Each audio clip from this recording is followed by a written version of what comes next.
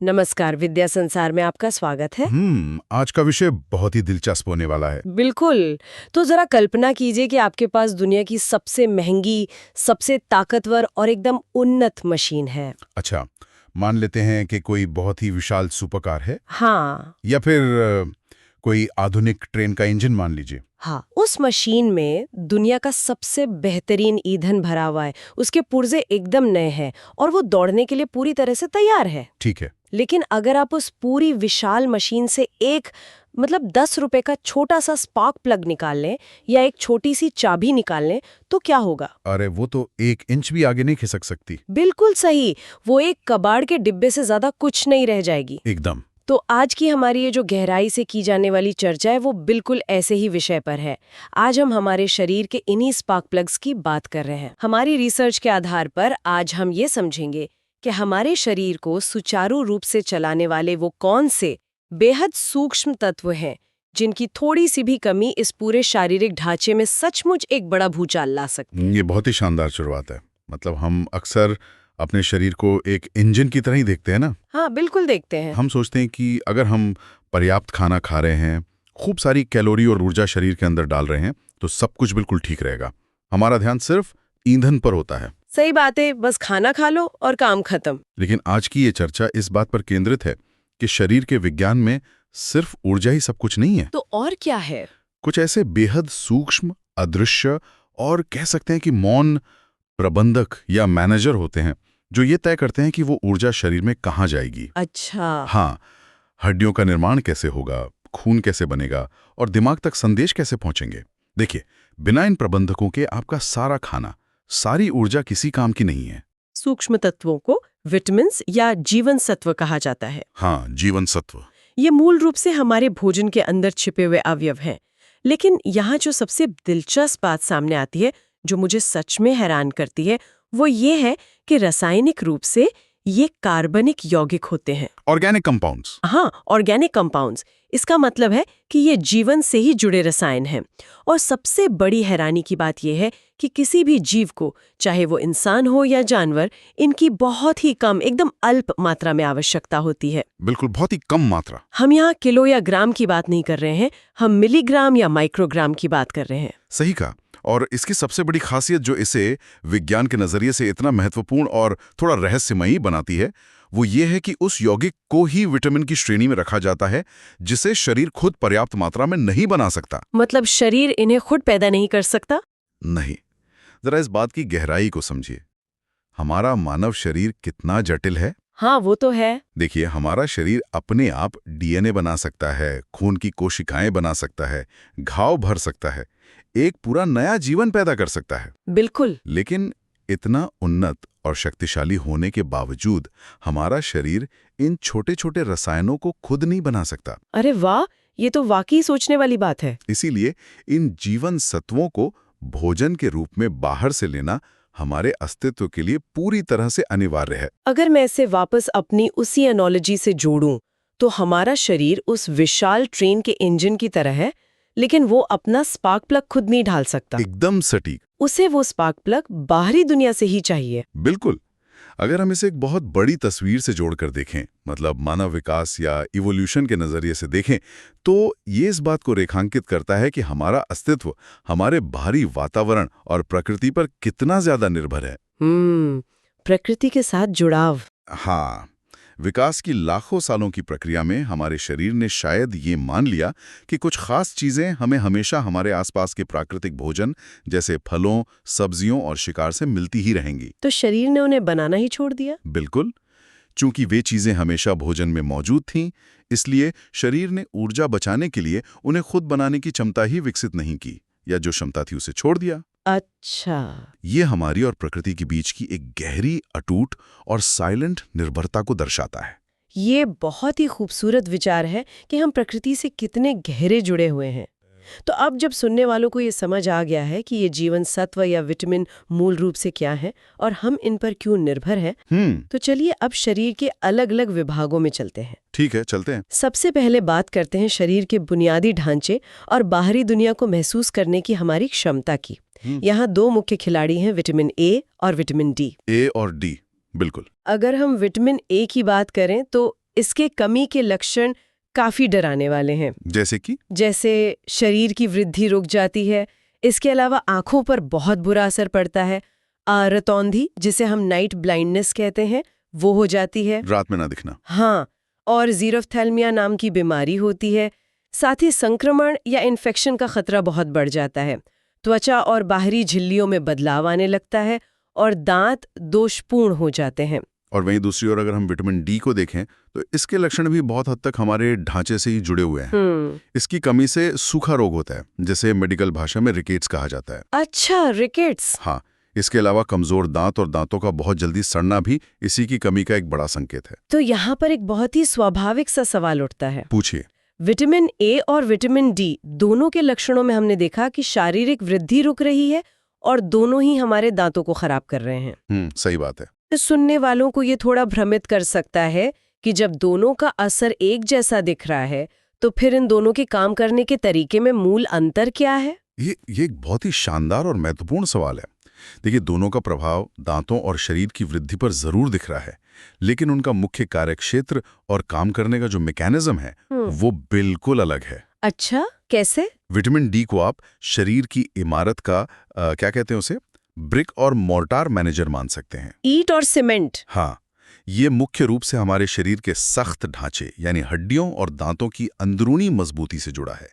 Vitamin D असल में शरीर में कैल्शियम को सोखने का काम करता है। मतलब कैल्शियम तभी काम करेगा जब विटामिन डी होगा। बिल्कुल। आप दिन भर में कितना भी दूध पी लें, लेकिन अगर शरीर में विटामिन डी नहीं है तो वो कैल्शियम हड्डियों तक पहुंचेगा ही नहीं। अरे बाप रे। और नतीजा, हड्डियां अंदर से नरम पड़ जाएंगी, वे मुड़ने लगेंगी। इसी नरम पड़ने को हम सूखा रोग या रिकेट्स कहते हैं, और दांत अंदर से खोखले होकर सड़ने लगते हैं। समझ गई। यानी विटामिन डी बुनियादी ढांचे की मजबूती तय कर रहा है। तो फिर विटामिन ए क्या कर रहा है? देखिए, विटामिन ए का काम सिर्फ ढांचे तक सीमित नहीं है। अगर विटामिन डी इमारत की ईंटें मजबूत कर रहा है तो विटामिन ए उस इमारत का सुरक्षा घेरा और सेंसर सिस्टम है। सुरक्षा घेरा? हाँ, ये हमारी सुरक्षा पंक्ति का रक्षक है। सबसे पहले ये हमारी आंखों के लिए काम करता है। जो ज़ीरोफ्थैल्मिया की बात आपने की, उसमें आंखों की नमी खत्म हो जाती है, आंखें सूखने लगती हैं। और रतौंधी भी। बिल्कुल, रतौंधी में आंखें कम रोशनी में खुद को एडजस्ट नहीं कर पाती हैं। इसके अलावा विटामिन ए हमारे शरीर की बाहरी झिल्लियों यानी म्यूकस मेम्ब्रेन और त्वचा को स्वस्थ और अभेद्य रखता है, ताकि बाहर के वायरस और बैक्टीरिया शरीर के अंदर ना घुस सकें। एकदम सही पकड़े हैं। इसीलिए इसकी कमी से संक्रमण का खतरा बढ़ जाता है। तो दांतों के मामले में भी विटामिन डी दांत की हड्डी बना रहा है, जबकि विटामिन ए शायद उसके बाहरी आवरण और मसूड़ों की झिल्लियों की रक्षा कर रहा है। ये बहुत ही स्पष्ट करता है चीजों को। इमारत की ईंटें बनाम इमारत का सुरक्षा घेरा। बिल्कुल। अब जब हमने बाहरी ढांचे, सुरक्षा और दृष्टि की बात कर ली है, तो चलिए शरीर के बाहरी आवरण से थोड़ा अंदर की तरफ चलते हैं। चलिए। यानी शरीर का वो आंतरिक कारखाना जहां असली जादू होता है। हमारा नर्वस सिस्टम, हमारी ऊर्जा का उत्पादन और हमारा पाचन तंत्र। और इस पूरे विशाल सिस्टम को जो परिवार चलाता है वो बहुत ही जटिल है। इसे बी परिवार या बी कॉम्प्लेक्स कहा जाता है। हाँ, विटामिन बी कॉम्प्लेक्स का परिवार शरीर के भीतर होने वाली अनगिनत रासायनिक प्रक्रियाओं का मुख्य केंद्र है। आप इन्हें शरीर के कारखाने के फ्लोर मैनेजर्स कह सकते हैं। तो चलिए इस परिवार के शुरुआती सदस्यों से मिलते हैं। बात करते हैं विटामिन B1 की। जब इसकी कमी होती है तो शारीरिक वृद्धि तो रुकती ही है, लेकिन साथ ही भूख मर जाती है और वजन तेजी से घटने लगता है। और थकान भी बहुत होती है इसमें। हाँ, और सबसे गंभीर बात यह है कि तंत्रिका या नर्व का विकास प्रभावित होता है। बेरी-बेरी नाम का रोग हो जाता है शरीर में। बहुत अधिक और लगातार थकान महसूस होती है, बदहजमी रहती है और पेट खराब रहने लगता है। और इसकी ठीक बाद आता है विटामिन B2, जो कम महत्वपूर्ण नहीं है। इसकी क्या लक्षण है? इसकी कमी से भी वृद्धि रुकती है, लेकिन इसके लक्षण और भी विचित्र हैं। आंखों की दृष्टि धुंधली होने लगती है, जीभ पर छाले पड़ जाते हैं, आंखों में प्रकाश को सहन करने की क्षमता कम हो जाती है, तेज रोशनी चुभने लगती है। ये सब तो है। और एक बहुत ही अजीब लक्षण है, इंसान समय से पहले बूढ़ा दिखने लगता है, यानी असमय बुढ़ापा आ जाता है। रुकिए, मुझे यहाँ इस विटामिन B2 वाले हिस्से पर थोड़ा और बात करनी है। असमय बुढ़ापा, हाँ, असमय बुढ़ापा। ये कैसे संभव है? मतलब एक छोटे से यौगिक, एक मामूली से रसायन की कमी से किसी इंसान में असमय बुढ़ापा कैसे आ सकता है? अब सुनने में अजीब लगता है ना? ये तो सुनने में किसी साइंस फिक्शन फिल्म की कहानी जैसा लगता है। मतलब आप रोज खाना खा रहे हैं, लेकिन क्योंकि आपके उस खाने में एक खास स्पार्क प्लग नहीं है, तो आपका शरीर समय से पहले ही बूढ़ा होने लगता है। इसके पीछे का विज्ञान क्या है? ये वास्तव में हैरान करने वाला लगता है, लेकिन विज्ञान के नजरिए से ये बहुत तार्किक है। यहाँ सबसे दिलचस्प बात ये समझना है कि बुढ़ापा आखिर है क्या? क्या है? देखिए, बुढ़ापा सिर्फ कैलेंडर पर बदलने वाले साल या सफेद बाल नहीं है। जैविक रूप से बुढ़ापा शरीर की अपनी कोशिकाओं की मरम्मत करने की क्षमता का कम होना है। अच्छा, रिपेयरिंग कम हो जाती है। बिल्कुल। जब हम B1, B2 और यहाँ तक कि B3 को एक साथ रखकर देखते हैं, तो एक बहुत ही साफ पैटर्न नजर आता है। B3 भी, उसके क्या लक्षण है? विटामिन B3 की कमी के लक्षण भी सुन लीजिए। इससे जीभ में चिकनापन आ जाता है, त्वचा पर फोड़े फुंसी होने लगते हैं, पाचन क्रिया में गंभीर गड़बड़ी होती है और यहाँ तक कि मानसिक विकार या दिमागी परेशानियों तक उत्पन्न होने लगती हैं। त्वचा पर फोड़े, पेट खराब और मानसिक विकार, क्या ये सब आपस में जुड़े हुए हैं? पूरी तरह से। ये तीनों B1, B2 और B3 हमें ये दिखाते हैं कि शरीर के आंतरिक सिस्टम कितनी गहराई से एक दूसरे के साथ गुंथे हुए हैं। कैसे? थोड़ा आसान भाषा में समझाइए। देखिए, आपका पाचन तंत्र भोजन को ऊर्जा में बदलता है, आपकी त्वचा उस स्वास्थ्य को बाहर दर्शाती है और आपका तंत्रिका तंत्र या दिमाग उस ऊर्जा से चलता है। तीनों जुड़े हुए हैं। हाँ, जब बी परिवार के इन शुरुआती सदस्यों की कमी होती है, तो सबसे पहले पाचन बिगड़ता है, जैसे बदहजमी। ठीक है। जब खाना पचेगा नहीं, तो ऊर्जा नहीं बनेगी, जिससे भयंकर थकान होगी। ऊर्जा नहीं होगी तो त्वचा अपनी मरम्मत नहीं कर पाएगी, जिससे छाले, फोड़े फुंसी और झुर्रियां पड़ेंगी। ओह! और जब दिमाग को सही पोषण नहीं मिलेगा, तो तंत्रिका तंत्र लड़खड़ाने लगेगा, जिससे मानसिक विकार होंगे। अब सोचिए, जब कोई शरीर लगातार थका हुआ है, कुपोषित है, उसकी त्वचा टूट रही है और दिमाग तनाव में है, तो वो इंसान अपनी उम्र से बड़ा ही दिखेगा। बिल्कुल, तो जाहिर है कि वो इंसान अपनी उम्र से बहुत बड़ा दिखेगा। यही असमय बुढ़ापा है। शरीर भीतर से टूट रहा होता है। बाप रे, ये सच में हमारी आंखें खोलने वाला है कि कैसे पेट की खराबी, त्वचा के झाले और मानसिक विकार का तार एक ही विटामिन परिवार से जुड़ा हो सकता है। हाँ, ये बहुत ही गहरा विज्ञान है। ये बी परिवार तो वाकई शरीर का मुख्य पावर हाउस है, लेकिन मुझे लगता है कि बात यहीं खत्म नहीं होती। बिल्कुल नहीं होती। चलिए इसी बी परिवार की चर्चा को थोड़ा और आगे बढ़ाते हैं। जब हम इस परिवार के आगे के सदस्यों की तरफ जाते हैं, तो ऐसा लगता है कि स्थिति थकान या छालों से बहुत आगे निकल जाती है। शरीर की ये आंतरिक वायरिंग जब पूरी तरह से फेल होने लगती है, तब क्या होता है? जी हाँ, जब हम बी परिवार के बाकी सदस्यों जैसे B5, B6, B7, B12 और फोलिक एसिड की तरफ बढ़ते हैं, तो स्थितियां सचमुच गंभीर हो जाती हैं। मतलब रिपेयरिंग से बात आगे बढ़ जाती है। यहाँ बात सिर्फ मरम्मत की नहीं रह जाती, यहाँ बात सिस्टम के पूरी तरह से शट डाउन होने की आ जाती है। बिल्कुल। जब हम इन लक्षणों को पढ़ते हैं तो रोंगटे खड़े हो जाते हैं। विटामिन B5 की कमी से पेशियों में लकवा मार जाता है और पैरों में भयंकर जलन होती है। लकवा? जी। और विटामिन B6 को देखें तो इससे त्वचा रोग तो होते ही हैं, लेकिन सबसे डरावनी बात यह है कि इससे मस्तिष्क ठीक से काम करना बंद कर देता है। शरीर का भार कम होता है और इंसान अनीमिया का शिकार हो जाता है। और अगर B7 को देखें तो वो भी लकवे की शिकायत पैदा करता है। शरीर में भयंकर दर्द रहने लगता है, बाल गिरने लगते हैं और शारीरिक वृद्धि में कमी आ जाती है। और इस सूची के आखिर में आते हैं विटामिन B12 और फॉलिक एसिड। ये दोनों खून से जुड़े हैं। हाँ, विटामिन B12 सीधे तौर पर रुधिर यानी खून की कमी से जुड़ा है, और फॉलिक एसिड की कमी से भी एनीमिया होता है और पेचिश यानी डिसेंट्री जैसा रोग होता है। अब अगर हम इन सभी गंभीर लक्षणों को एक साथ मेज पर रख के देखें, तो आपको क्या पैटर्न समझ आता है? अगर मैं इसे अपनी उस पुरानी मशीन वाली एनालॉजी से जोड़ूं, बताइए। तो मुझे ऐसा लगता है कि विटामिन B6, B12 और फॉलिक एसिड की कमी बिल्कुल वैसी ही स्थिति है जैसे किसी चलती हुई गाड़ी की फ्यूल लाइन या पेट्रोल की नली कट गई हो। बहुत सही तुलना है। रुधिर या खून हमारे शरीर का ईंधन है। जब इसकी कमी होती है, यानी जब अनीमिया होता है, तो शरीर के अंगों तक ऑक्सीजन और ऊर्जा पहुंच ही नहीं पाती। बिल्कुल नहीं पहुंच पाती। और बिना ईंधन के वो जो मुख्य इंजन है, यानी हमारा मस्तिष्क, वो ठीक से काम करना बंद कर देता है। इंजन झटके खाने लगता है, जैसा कि B6 की कमी में बताया गया है। एकदम सही। लेकिन यहाँ मुझे एक बात परेशान कर रही है। क्या? खून बनाने जैसे एक ही काम के लिए दो अलग-अलग चीजों की जरूरत क्यों है? ये एक बहुत ही पेनी नजर है आपकी। सुनने वालों के लिए ये समझना बहुत जरूरी है। ऐसा इसलिए है क्योंकि खून का बनना कोई एक काम नहीं है। ये एक पूरी असेंबली लाइन है। अच्छा, असेंबली लाइन। हाँ, रुधिर कोशिकाएं या रेड ब्लड सेल्स बहुत जटिल होती हैं। B12 और फॉलिक एसिड दोनों इस कारखाने के अलग-अलग चरणों में काम करते हैं। मतलब स्टेप 1 और स्टेप 2। बिल्कुल। फॉलिक एसिड डीएनए बनाने में मदद करता है ताकि नई कोशिका बन सके, और B12 उस कोशिका को सही आकार और कह सकते हैं कि परिपक्वता यानी मैच्योरिटी देता है। ओह, तो दोनों जरूरी है। हाँ, अगर दोनों में से एक भी गायब हुआ तो असेंबली लाइन रुक जाएगी और खून की कमी हो जाएगी। क्या बात है, ये तो बहुत ही साफ हो गया। और जो लकवे वाली बात है, विटामिन B5 और B7 की कमी से जो लकवा या पैरालिसिस हो रहा है, वो कैसे काम करता है? ये और भी दिलचस्प है। देखिए, लकवा कोई सामान्य बात नहीं है। ये तब होता है जब मस्तिष्क और मांसपेशियों के बीच का संपर्क पूरी तरह टूट जाता है। मतलब कम्युनिकेशन फेलियर। बिल्कुल। हमारा तंत्र का तंत्र, जिसे हम नर्वस सिस्टम कहते हैं, वो बिजली के तारों के जाल जैसा है।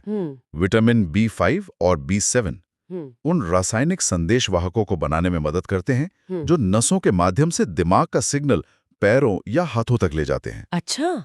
जब ये विटामिन नहीं होते तो सिग्नल जाना बंद हो जाता है। दिमाग कहता है पैर उठाओ, लेकिन पैर की मांसपेशी तक वो संदेश पहुंचता ही नहीं। और इसी को लकवा कहते हैं? हाँ, इसी कम्युनिकेशन फेलियर को हम लकवा कहते हैं। और यही कारण है कि मांसपेशियों में गंभीर दर्द और पैरों में जलन होती है, क्योंकि नसें बिना सही पोषण के डैमेज हो रही होती हैं। सोचकर ही सिरहन होती है कि हमारे शरीर के भीतर तारों और फ्यूल लाइन का कितना बारीक जाल बिछा है। बिल्कुल। और उसे सही रखने के लिए हमारे रोज के भोजन से मिलने वाले ये रसायन कितने जरूरी हैं। तो श्रोताओं, हमने अब तक ढांचे की बात की, ऊर्जा की बात की, और अब हमने खून और नर्वस सिस्टम की बात भी विस्तार से कर ली। अब अंत में चलिए इस बात पर आते हैं कि शरीर खुद की मरम्मत कैसे करता है, किसी आपात स्थिति जैसे खून बहने को कैसे रोकता है, और सबसे महत्वपूर्ण, इस पूरे जीवन चक्र को आगे कैसे बढ़ाता है। बिल्कुल, ये शरीर की सबसे अहम प्रणालियों में से एक है। रक्षक, हीलर्स और जनन शक्ति। और इस रहस्य को समझने के लिए हमें विटामिन C, E और K की कार्यप्रणाली को समझना होगा। तो सबसे पहले बात करते हैं विटामिन C की। ये तो बहुत ही प्रसिद्ध विटामिन है। हाँ, बहुत प्रसिद्ध है। जब शरीर में इसकी कमी होती है तो मसूड़े फूल जाते हैं, अस्थियों या हड्डियों के चारों ओर से स्राव होने लगता है, और जरा सी भी चोट लगने पर रुधिर या खून निकलने लगता है, जिसे हम स्कर्वी कहते हैं। बिल्कुल, इस स्थिति को स्कर्वी रोग कहते हैं। और अस्थियां भी कमजोर हो जाती हैं। और वही दूसरी तरफ अगर हम विटामिन K को देखें तो उसके लक्षण भी पहली नजर में कुछ ऐसे ही लगते हैं। हाँ, इसके लक्षण क्या है? इसकी कमी से भी रुधिर का स्राव होता है, यानी खून बहता है, ऐंठन होती है और हीमोफीलिया जैसी स्थिति पैदा होती है। यहीं पर मेरे दिमाग में एक और तुलना आ रही है। बताइए। सुनने वालों ने भी शायद इस बात पर गौर किया हो कि विटामिन C और विटामिन K दोनों की ही कमी में खून निकलने की बात कही गई है। रुधिर का स्राव। हाँ, दोनों में रुधिर का स्राव प्रमुख लक्षण है। लेकिन चूंकि ये दो अलग-अलग रसायन हैं, तो निश्चित रूप से इन दोनों के पीछे खून बहने का कारण एक नहीं हो सकता।